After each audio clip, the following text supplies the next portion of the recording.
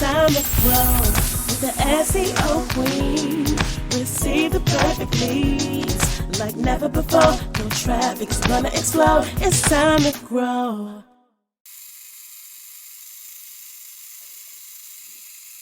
Welcome to the SEO Queen Tech Show, a podcast to help you get more credibility, visibility, and profitability through inspiration, technology, and marketing insight. This podcast is for professionals and entrepreneurs who are looking to get more customers, clients, and patients. We are on Bashani Radio, iHeartRadio, and iTunes. Bashani Radio, always talking about everything from New York City. You can listen to the SEO Queen Tech Show on any mobile phone or tablet device. Also, as a thank you gift for listening to the SEO Queen Tech Show, you can go to seoqueen.com and download the free ebook, 101 Ways to Improve Your Marketing and Sales. So today's guest is a scientist that needs not a whole lot of introduction, but he is the guy who discovered biodegradable plastic. What a heck of an innovation. So I want to present to some and introduce to others none other than Dr. Donald White. I think now, if I had to do it all over, knowing what I know now, I probably would have been able to wrap my mind around sacrificing my social life to do that. But yeah, but I didn't really have a social life through high school. So, I mean, it was just one of those. I didn't have really much one in graduate school either. So don't feel bad. I mean, it was tough. Yeah. Cause in high school, let me tell you what I did, Dr. White. In high school, I had no life. I had no boyfriend. I had no fun, hardly. All I did was focus on getting into Harvard, which I did not get into. I got accepted to Yale, UCI, UCLA, UC Berkeley. And really, you got into Berkeley? So I'm from the Bay Area. I tried to get into Berkeley and didn't. Yeah, I got accepted to Berkeley, but I ended up going to MIT. Once I got to MIT, how was MIT? Yeah, how's Boston? I mean, really more so Boston than MIT, I guess. Well, I really didn't spend a whole lot of time in the city. I was truly consumed with college life. Like I left on occasion maybe to get my hair done. Oh, okay. Or maybe go to a party. I got you. But I did not say, oh, it's Saturday. Let me go out to Boston Common and do blah, blah, blah. Like, no. Do whatever, yeah. Yeah, I was on weekends. I Saturdays, I would sleep in, get up, do some homework. Saturday night, go to the club, get home, get into bed, get up, go to church. After church, chill, eat, homework. Yeah, that was pretty much my life. One of my frat brothers' wife, not wives, but yeah, one of my frat brothers, his wife is an MIT graduate. Her name is Dr. Tamara Floyd Smith. Tamara Floyd Smith. I do not know who that is. Yep, she got her PhD from MIT. So I guess it was a different space because she was there for graduate school. Yeah, I met some, you know what? I may know her by face, not necessarily by name, because I did get to know some of the Black grad students. Which is good, because I know it's not a lot of you all. Child, it's like, let me tell you, when it doesn't matter if you Black, you lived in senior house, East Campus, whatever. When I was at MIT, I was going to stop you and play 20 questions because I wanted to know who you are, why you here, what you doing. We going to be friends. That's it. Right. That was my expectation. That's real. I mean, especially in that space. No, that's real. I think for me, it was a whole lot different because I went to a historically Black college. And so for me, it was like, I don't know, a culture shock the other way. It was the first time I've actually seen second and third generation college students and people saying that they were going to be doctors and then actually following through and becoming doctors. it was, it was interesting. Which HBCU did you go to? I went to Tuskegee. I'm a Tuskegee graduate. Oh, okay. Tuskegee, that's in Ohio? Alabama. Oh, Alabama. It's in Tuskegee, Alabama. It's in rural Alabama. It's not too far from Auburn University, which I guess is the big. They always put these HBCUs like not too far from a white school. Almost always, it's right next to a huge PWI. But yeah, I was at Tuskegee. If I could do it all over again, I would consider going to a HBCU. I would love to have had that experience. It is definitely an experience. I think I probably would have had a better view of the world younger than I did. I think I was super naive when I was younger. So for me, it gave me, so what did it do for me? It gave me perspective. It allowed me the opportunity to grow up. It allowed me the opportunity to grow up academically.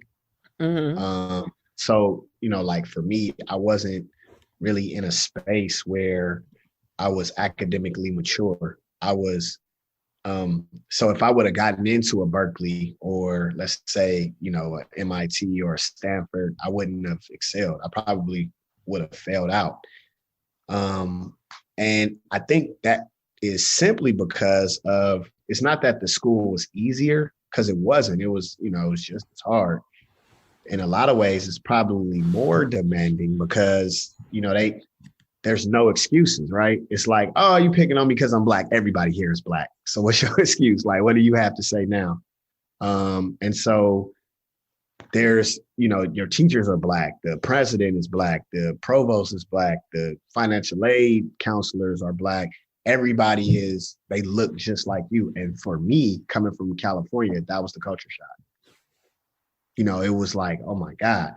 And so one thing it forced me to do was to be like brutally honest with myself and say, hey, you got deficiencies in your learning. You got things that you didn't grasp. You got concepts that you just didn't get. And I don't know if that was because, I was running around the Bay Area being a knucklehead, or, if it was, I just, the quality of the schools. I'm not even going to put it all on the teachers because, we weren't doing our part either. The culture for like inner city kids, growing up in the quote unquote ghettos of America, the culture for, public school is just different. I think I was talking to someone and I was telling them, I was like, we looked at our teachers as our adversaries. Like you're not here to help me. You don't live in my neighborhood. You don't look like me. You don't go to where I go to grocery shop. You know what I'm saying? And, you're saying all of these things, we got ADD or we got ADHD or, we got, we're some kind of social work case or something like that. And, I grew up with kids that just had so much brokenness in their homes, and not everyone, but for the most part, there was just so much brokenness, and we dealt with like teen pregnancy. My middle school had a daycare at it. With your middle school? My middle school had a daycare at it. It was like 5 kids up in there, or 6 kids in the daycare. It might have been more than that, but I very vividly recall going to my friends, my peers, going in to the daycare, playing with their kids. My high school had a daycare at it. Did you say your middle school or your high school? Both. My middle school and my high school had a daycare. There's kids in both middle school and high school who had kids. Yes. I knew kids who had kids in the 8th grade, kids who had kids, that summer going from 7th to 8th grade, get pregnant and then have kids the following year while we in school. And then what happens, because their parents are working every day. So there was like little programs and stuff where, the kids would actually come to school with, the kid. I mean, it's literally babies having babies. I mean, that was kind of like that era. I think that's gone down some. It's not as like teen pregnancy is probably not as prevalent as it was, I don't think, but I think it still happens, and it was happening pretty frequently. I got people in my family who had kids in like ninth grade. You know what I mean? So it was yeah. It's weird because now, it's weird being only 14 years older than your child. That's strange. You 30 and they're in high school. You know what I mean? Right. Like that's that's wild. That is wild. But I mean, that was also reality. And so, we walked through the metal detectors every day. We didn't have on-campus security. We had police. The Richmond Police Department was who policed our schools. We had the different, even the middle school, we had different. How far did you grow up where the Fruitvale Station incident occurred? Okay, so Fruitvale happened in Oakland, and I'm in Richmond. So it's about 4 miles north. We're 4 miles north of Oakland. So if you think of the Bay Area like a cul-de-sac, and San Francisco, if you use your hand as that cul-de-sac, San Francisco being the thumb, and the knuckle on your index finger would be Oakland, and right at the tip of that would be like Richmond. So we're not far at all. So Coach Carter and all of that kind of stuff that happened at Richmond High School. That was high school my mom and dad went to. My aunts went to school with him. Oh, wow. Aunts and uncles, yeah. So Richmond is not that big. It's 100,000 people in the city, but the Bay Area itself is like a megatropolis. So you have all of these cities that feed into what is known as the San Francisco Bay Area. And you have bridges that connect the city because it's a peninsula. You have the Bay Bridge that connects Oakland to San Francisco. Then you have the Richmond-San Rafael Bridge that connects the other side of San Francisco, right? So Richmond to the other side of San Francisco. And then you have the Golden Gate Bridge that connects, which is the heart of the bay, that opens up to the mouth to the Pacific Ocean. That connects San Francisco over to the San Rafael side. So you can go from San Francisco to San Rafael to Richmond, Richmond back to Oakland. I mean, across the bridges. And then you have like Vallejo, which is a little bit more north than us, going towards Sacramento. Sacramento being like an hour away from where we are, about 45, 50 minutes, something like that. And, so it's not in the Bay, but, the culture is very similar because they're not too far away from us. Right. So, we're not that far. I was at home in Richmond when that happened, looking at the Channel 2 News when they was like the BART police had killed. So BART stands for Bay Area Rapid Transit, and it's the train system. So he was at Fruitvale at the train and watching this stuff where they had, shot and killed Oscar Grant. I just couldn't believe it. Like, like that's crazy. Yeah, that was crazy. And that was before Sandra Bland, Philando Castile, that was before Mike Brown. That was before everything, I think the Oakland especially, but the Bay Area has a bad history of the police over policing, if you know what I mean. So that police brutality is kind of there. The police being in the schools is there. The kids fighting and shooting is there. The murders is there. The drugs, the crime, it's all there. All of those aspects that we see throughout Black communities everywhere is definitely in the Bay Area. And so for me, I was just like a normal kid. But then you had these science programs like at UC Berkeley and Stanford, and more especially UC Berkeley. They really served the Richmond community. So like they would like the kids would they would come in these different programs and have like science on Saturdays, and sometimes they would come to like the middle school or the high school, whatever, and they do little stuff with us. And, so some of the things we were doing, like I remember doing gene editing in high school. We took, in my biology class, or it wasn't biology, it was science. We took the gene that makes fireflies glow and we introduced it to bacteria. Oh, wow. And we made our bacteria cultures glow in the dark. We Oh, did that. wow. I did that in high school at John F. Kennedy. Oh, High that's school. incredible. Yeah, I thought so too. I mean, but you got this school, right? So those are like the cool days, right? Those are the fun days at school. And we went to school today. I actually had a good day today. We did something kind of, where we felt like you learned something. Yeah. Right. It was worth your time going. Yeah. Most definitely. But that wasn't our day to day. Mostly it was come in here, through the metal detectors. And I think they got rid of the metal detectors at my school. I'm not sure, but when I went there, we definitely had them. So you come through the metal detectors, we didn't have any textbooks. There was no books to take home. We had lockers, but again, there was no books to take home. So what was the point of the locker? We put our backpack in there, wasn't nothing up in there, but papers and maybe some notebooks and pencils or whatever. Did you guys, you guys really didn't have individual computers. They didn't have computer carts then. They just had the library and maybe one computer in the class or.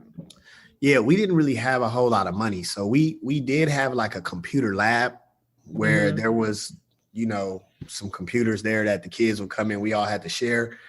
But like you're just now actually seeing, since I got out of college, you're just now seeing like these grants and programs where HP is donating computers to school and Apple is doing all of this stuff where they're donating computers to schools and stuff like that.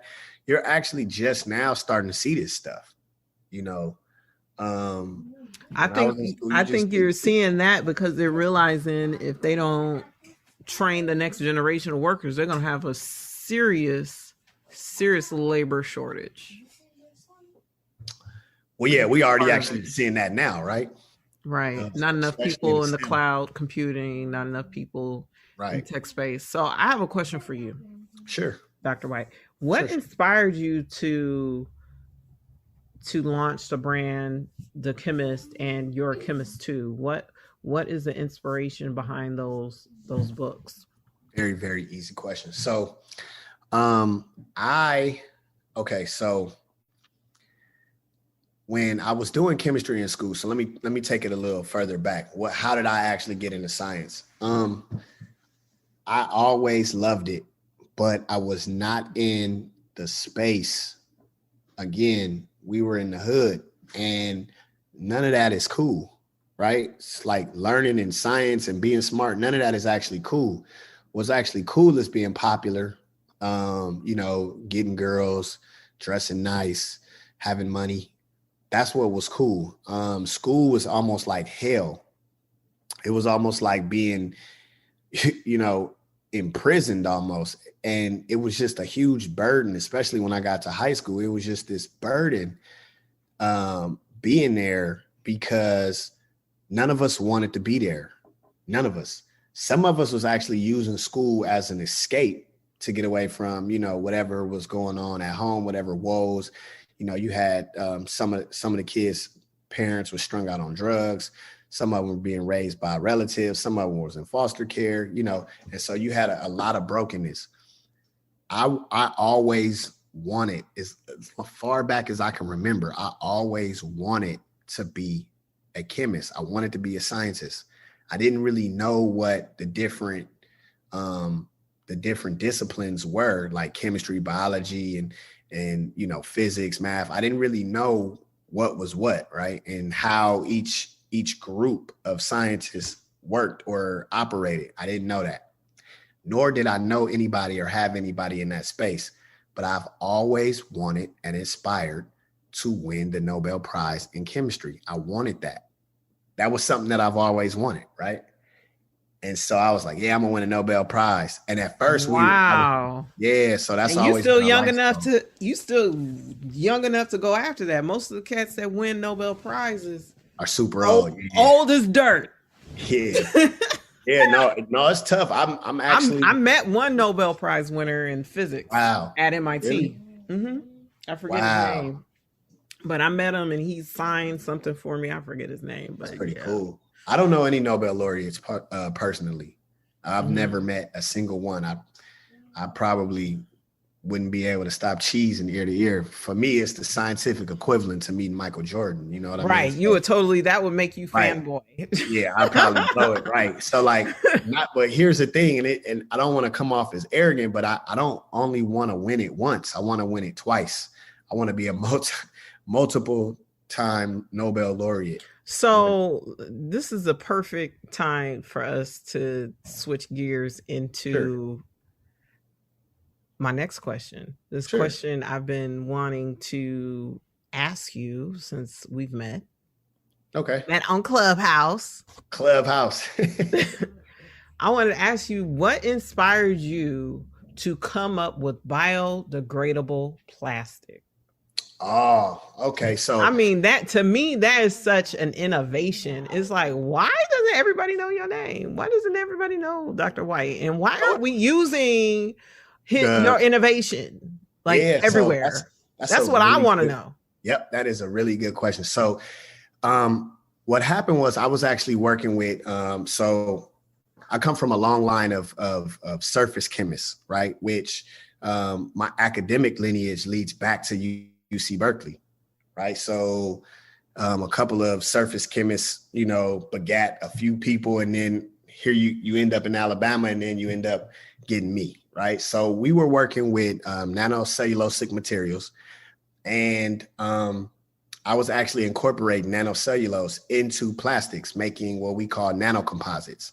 So you have your traditional plastic, and what I do is I take the sugars, which is what gives the plants their dexterity, the strength or rigidity, right? Cellulose, that's what it is. And so I was incorporating cellulose into the plastic, but I did it in such a way. One night, 4 o'clock it was like 2 or 3 o'clock in the morning in the lab. And I was really tired. And I was like, man, okay, so let me go ahead and mix this with that real quick so I can go. And I'm gonna just come back in the morning. Like, I'm tired, I'm ready to go home. Right? And I mixed the wrong beaker in the wrong vial. And, I realized that my cellulose suspended in my polymer, like completely suspended. And I said, whoa, wait a minute. What just happened? And so we did a little bit of more investigation, a whole lot more studies. And I'm a product of a center. So I actually got my degree funded by the Center of Sustainable Nanotechnology. So at the time, I was in one of the largest chemistry centers in America. So you have all of these universities coming together doing highly collaborative research. So you have Wisconsin and Johns Hopkins. And at the time, we were collaborating with within the center, 2 groups. So we Bob Hamers, so the Hamers group, and we were collaborating with Howard Fairbrother, who's at Hopkins, and they're environmental chemists.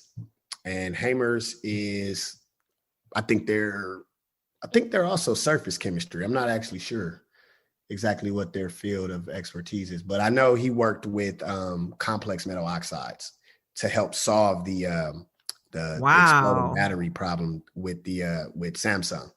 So to make a long story short, we did a triple blind study through the universities to see exactly what was going on. So the first plastic that I made was high impact polystyrene, which is what you see in laptop casings, right? And I also used ABS, which is acrylonitrile butadiene styrene. So, which is what you see in Legos, right? It's the shiny, hard plastic that you see in Legos, right? And so I bought some Legos over Christmas. Really? That's pretty cool. Yeah, I bought some Legos to teach my son his words so he can have that tactile learning going on. That's clever. Yeah, a lot of people are actually doing stuff like that. It builds a whole lot of different skill sets. So I was working with those, and since then I've made probably about 2 dozen polymers and polymer blends, so all different types of plastics at this point, right? One of the things that we found was we did a biodegradation study, and we found that the cellulose itself, well, I mean, not the cellulose, but the cellulose-based plastic was starting to produce biogas. And so we were trying to figure out, well, how is it possible that it's producing biogas? So what this process did was I didn't make a biodegradable plastic. It took existing plastics and made them biodegradable, non-biodegradable plastics, and made them biodegradable. And so we were going for patents. So we had to word it at the time in such a way, because the patent hadn't been published yet, right? So we had to word it in such a way like Tuskegee University researchers discover biodegradable plastic or come up with biodegradable plastic. Well, we actually took a plastic that was not biodegradable at all and made it biodegradable.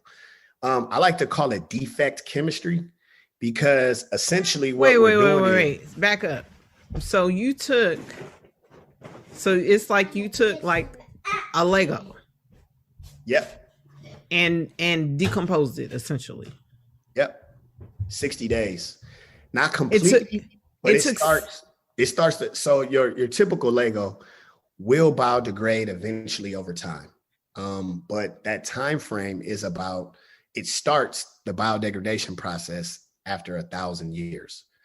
Well, plastics were first synthesized in like the 50s, I think. And I think the first one was a cellulose-based plastic, cellophane. And since then, every piece of plastic that we synthesize is pretty much still in existence if it hasn't been incinerated. So we use UV degradation. So they put it in the sun and to break it down, but it breaks down to what we call microplastics. And those are much more reactive and detrimental to the environment. So the birds and the fish and everything eat the microplastics. So what we're seeing now is like the wildlife are eating the plastic, and then we're eating the fish, and then now we're ingesting the plastic. So they've actually found for the first time plastic in the placenta of a pregnant woman. And so you're starting to see, this plastic show up absolutely everywhere. Now, our process actually takes the cellulose and incorporates it into the plastic, and it fits at the molecular level into the void spaces. So if you think of any solid material, it's 90% air. And whether it's amorphous or crystalline, you know that the arrangement of those atoms have bonds. Those bonds have lengths. And in between that, you have air, space, right? So they might be so closely compacted together that it looks like or has the appearance of being completely solid all the way through, right? But if you look at it holistically, you know that the wall, the floor is 90% air, right? It's like 90% space right there. It's just the arrangement of the atoms. Right. And so if you can actually get something into those void spaces at the molecular level, what you can do is you can allow bacteria to get in there and break those bonds. It's all about energetic. So in chemistry, what happens is normally the energetically most favorable thing, unless there's a certain condition to which dictates something else. And then it's all about stability, right? So right. In this case, what is the energy of activation, or how much energy would it take to break a bond, And so for these plastics, ABS and HIPs, they have what we call phenyl groups or styrene groups.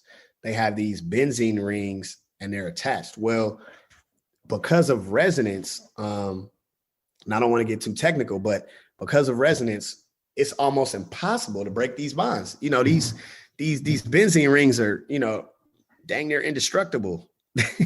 They're really, really strong. Wow. They take a lot of energy to break because the electrons can disassociate to the next atom and form resonance, which gives them a certain amount of strength. And so it's hard to, one of the things that we love about these plastics with styrene groups is they're strong, right? They're lightweight, they're strong, they're durable, right? And they're relatively cheap to make, right? But that's also one of the main reasons why, they're not good for the environment, because they're dang near indestructible. right? And, these things weren't synthesized with an end of life perspective. So how can we make them better? And so that was the whole premise of the research.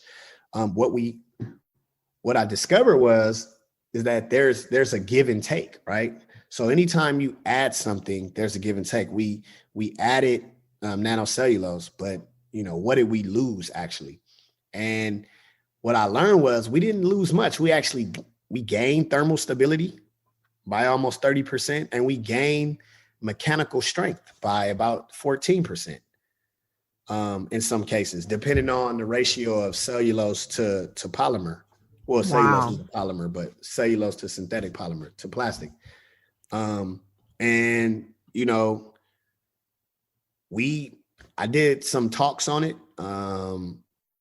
Couldn't really get too in depth because a lot of the information was proprietary, but we did some talks on it. We went after patent, and, I think the reason why the world hasn't, because some people know about it, but I think the reason why it's not so widespread is because of the politics. So if you look at these plastics, they actually come from the oil and gas industry. So they're petroleum-based plastics. And, one of the things I try to tell people is that so many more things come from just oil and gas than just gasoline. Most of the solvents that we use in the lab, most of the plasticware, if you think about your clothes, your carpet, there's just so many polyesters and just so many ester groups and hydrocarbons that we use for everyday life that we don't even realize come from the oil and gas industry.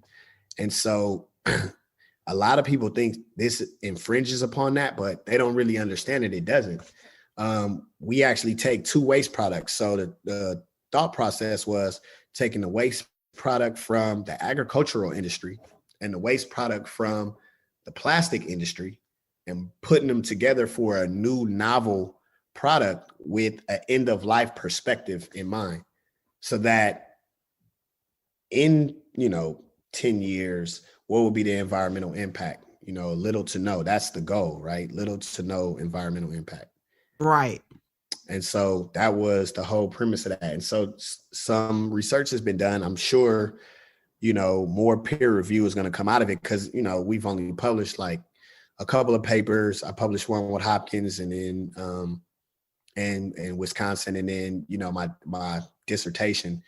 And so we have some other papers that we are waiting on the patent to clear, and then we're going to publish those as well. But I think that, the scientific community needs to then vet and scrutinize, the research. We stand by it, but it still needs to go through that peer review process, to be deemed credible. That's the true soul of scientific research. And so for me, I think that, people don't know about it yet, but I think they will. It might even be Nobel worthy one day. We'll see. Well, I think your research answers a critical problem, a critical world problem. And if we can integrate your, patent pending methodology into the life cycle of plastic, I think that would have, some long-term benefits for mankind. Now, did you say that plastic has been found in placentas? Yeah. So recently, it's been popping up pretty much everywhere. They found it in, I've read some articles where they found it in urine. I've seen where they found traces of plastic in feces. So there was one particular article, and I can't remember, was it the Kaiser Foundation? Can't remember exactly now, it escapes me, but where they said they found in human feces, they found the average human has, 3 to 5 different types of plastics in their feces. It doesn't surprise me. And the reason why I say that is because, a lot of these reactions that go into synthesizing these plastics, they use like UV curing or a radical reaction, if you will. So it's initiation, propagation, and elimination. So you initiate the radical, you propagate it, and then you eliminate it by adding the polymer chain. Or in some cases, they add halogens, like chlorine and fluorine. And so, yeah, so, and they also use different catalysts as well. So they got chemical catalysts as well that they use too. But what happens is that when you put these plastics, let's say you got a water bottle and you put these plastics in the sun, the very first thing that happens is the reaction starts back. There's no way to really stop it, stop that reaction. So, Plastic seeping into the water bottles. Right, correct. Wow. Well, Dr. White, I just want to say it has been a pleasure talking to you. I really think my listeners on the SEO Queen Tech Show really need to hear about your innovation and your journey. I mean, 30 minutes is just not long enough. It's not long enough. Yeah. Because we didn't even talk about my carbon capture technology. No, we didn't talk about that. And we didn't really go in depth. Yeah, we didn't cover your books. And I mean, you really have a story to tell. You really have a story to tell. I probably need a few more minutes. Yeah. Yeah. I mean, I would love to come back. I would love to come back. I'd be honored. Yeah, let's make that happen. We're going to do a part 2, Dr. White. Okay. We're going to do a part 2. And for my listeners, you've been listening to the SEO Queen Tech Show, where my guest is the genius Dr. Donald White. Thank you. You're so who kind. is innovating in not only in chemistry and plastics, but he's also encouraging young people everywhere to see themselves as chemists and to pursue science. And we here on the SEO Queen Tech Show, we are definitely a proponent of science and technology. We want our listeners and their children to take it serious. So how can people connect with you? So I am available on Facebook and Instagram under the trade name The Chemist. So that's DACHEMIST. And so I'm on Instagram as DA_CHEMIST, The Chemist. You guys can reach out to me either on Instagram Messenger or Facebook.